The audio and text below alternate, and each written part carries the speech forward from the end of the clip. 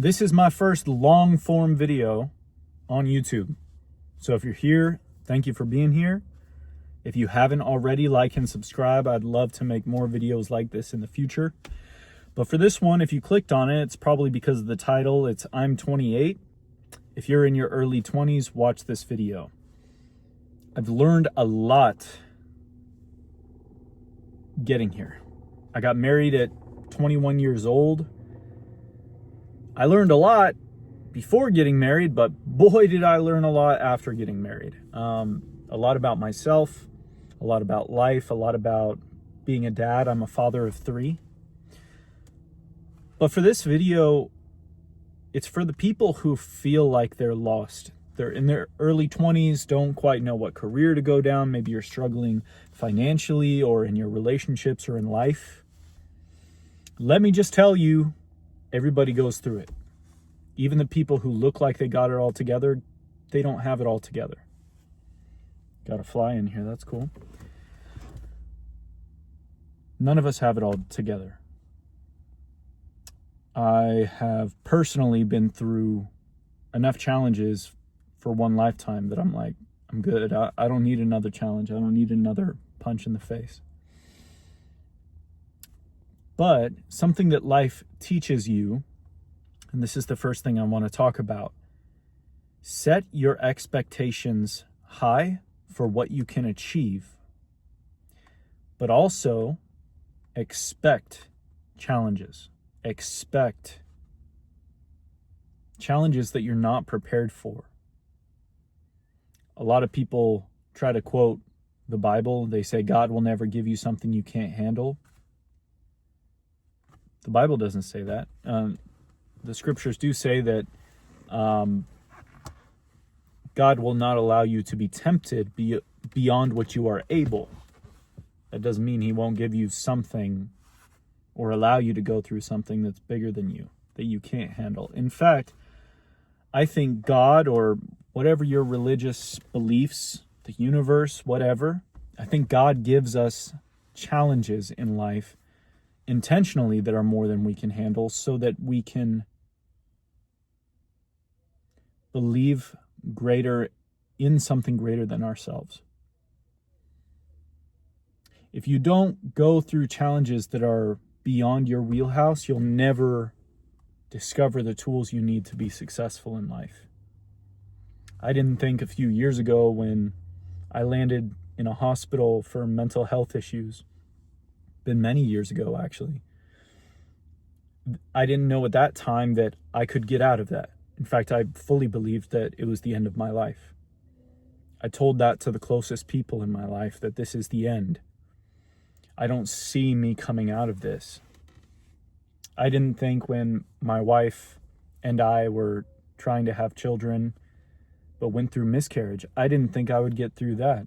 It really destroyed me in ways that I did not expect. I didn't think that the financial challenges and all of the different marital challenges and stuff over the years would be as completely devastating as they were. And did I have what it took to handle those things? Absolutely not. But I was forced to gain the ability to handle those things. So that's number one. Number two, as you grow and as you get beyond the early stages of your 20s, you're going to realize that fear is nothing more than an enabler to doubt and to not take steps forward that you need to be taking. Fear is such a liar. It will. There's this great quote by, I think it was Andrew Jackson. I hope it was Andrew Jackson. You can look it up. The guy's not around anymore anyway. He's not going to sue me. But the quote was, never take counsel of your fears. Why? Because fear is not a good counselor. Fear will always tell you don't take a step. There's always going to be a reason to be afraid, but is it truly reasonable to allow fear to be the prominent voice in your life? Safety should not be your highest goal, because safety is an immeasurable goal. You cannot measure safety. You can create the greatest fortress that your hands can build, and it could still be crushed, because forces in the universe are still going to be greater than you. So fear and safety should not be motivating factors. However, time is a constant and time is measurable. If you start today, you're going to be farther along in whatever pursuit is on your heart or mind than you would if you started tomorrow. You're going to be able to get there faster starting now than you would if you start a week from now, a year from now, or 5 years from now. So postponing something because you don't feel like you're prepared does not necessarily make you more prepared when the time comes. It might just make you more timid, more afraid when that time comes. And the last thing I'll talk about is just for, I would say, the people who want to get married and have a family. And I really want to speak to young people who are considering that. Know that it does require you to let go of many parts of yourself, and that process will be painful. But also know that if you're committed to that, the person you become will be worth losing those parts of yourself, if you allow it to. And I think that that's the purpose of marriage. Marriage is not about finding somebody you love and then loving them forever like a happily ever after story. Love is about, and marriage is about, meeting somebody who is able to partner with you in life, but to be able to encourage you and also challenge you toward becoming the best version of yourself. And it's also a call for you to become less dependent on the things that you form your identity with. Sometimes marriage will challenge that. In fact, I think it always does. For me, I thought I was always nice and accommodating. And then in marriage, I realized that there are times where I allowed my wife to redefine for me who I am. How do I put that? There were times early on where I allowed her to take more than I was capable of giving. And I don't want that to sound like it was on her. It wasn't her fault. There are so many ways that I had to learn how to be accommodating without letting it take from me, without letting it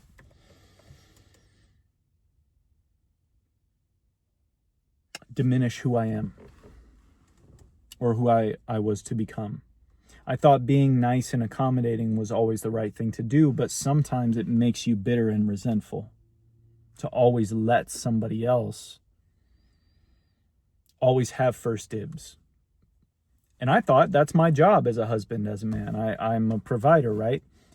But what happens when you run out? Are you going to question who you are now? Are you going to become an angry person? That's what I started seeing in myself, and what I still wrestle with, in all honesty, is not growing resentful for the times where I should have said no, but didn't. And that's my experience. You as a man with your own set of personality traits may be different, but know that one, if not all of your personality traits are going to be challenged by marriage. And to think, well, I'm correct and the person I married is just incorrect. No. If you have that perspective, then you're probably the problem. Sorry, but that's the truth. If you think that the other person is always wrong and that you're coming from a good place and you're always assuming malicious intent of someone else, then you know the first stop in progress, in growing as a person, is not going to be looking at the other person anymore. You need to look at yourself. You need to consider, what are some things that about me that I think are good qualities, but that actually might be negative and that might actually be hurting the person that I love. So that's for the married folks. And to sum it all up, I just want to reiterate point number 2. Don't be afraid. Be curious, be excited, be adventurous, be bold, but never take counsel of your fears.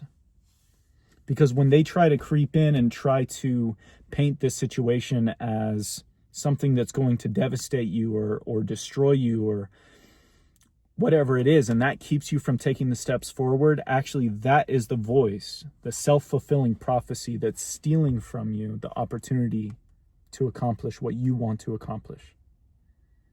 Never be afraid to test the boundaries of your capability, because once you get to the very edge of what you think you can do, that's when you discover what you need.